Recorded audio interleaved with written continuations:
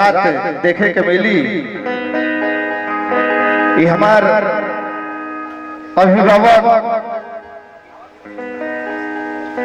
महाराज गिरीश महाराज जी के लिखल गीत हम प्रस्तुत करे जा रहा बनी।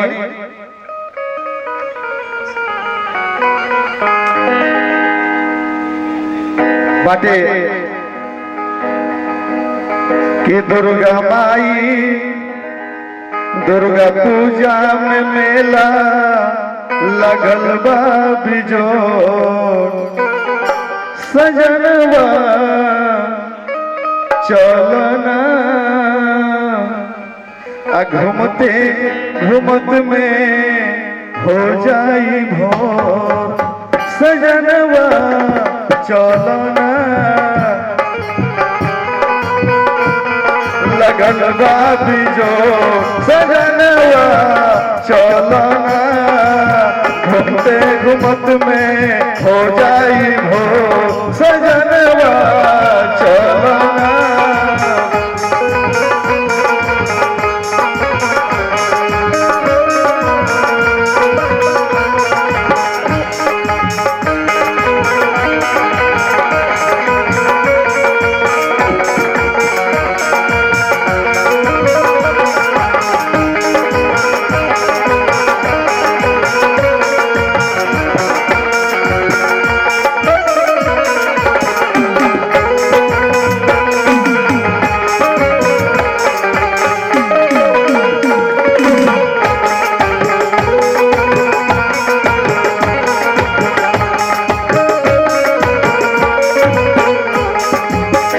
बेला के आखिरी दिन बा, पत्नी अपना पति से कहत रही कि अजी चली आखिरी दिन बा, तनी से ग्राह चल जाना तो भोर हो जाई। का कहत रही? बलिया में देख चलो माई के मूर्तिया,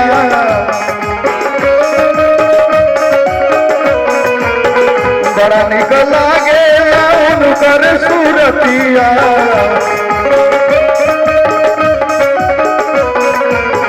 बलिया में देख चलो माई के मूर्तिया, बड़ा निक लागे उनकर सूरतिया, चमके चंदनिया चित चोर, सजनवा चलना घूमते घूमते में हो जाई भोर, सजनवा चलना।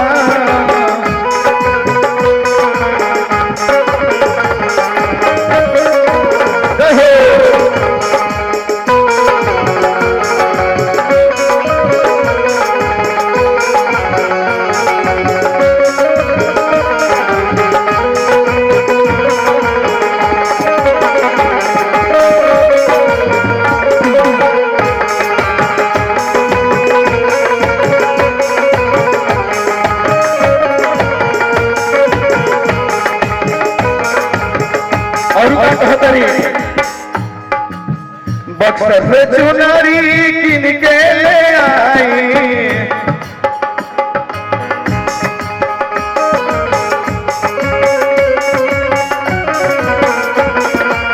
भोजपुर से नथिया टिकारा से मंगाई,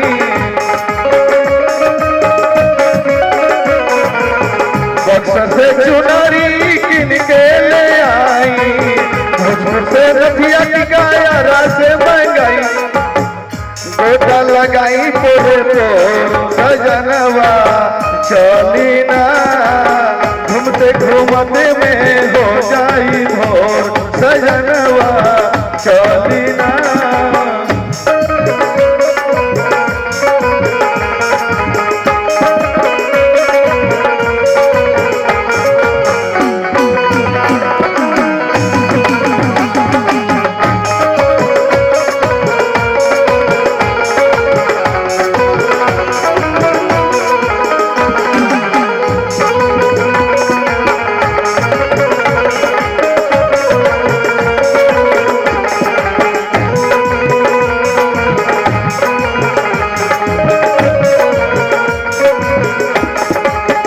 लास्ट में का कहत रही?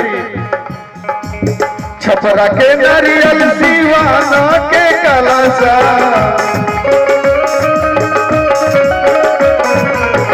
स्वामी नागेंद्र के पूरा होई लालसा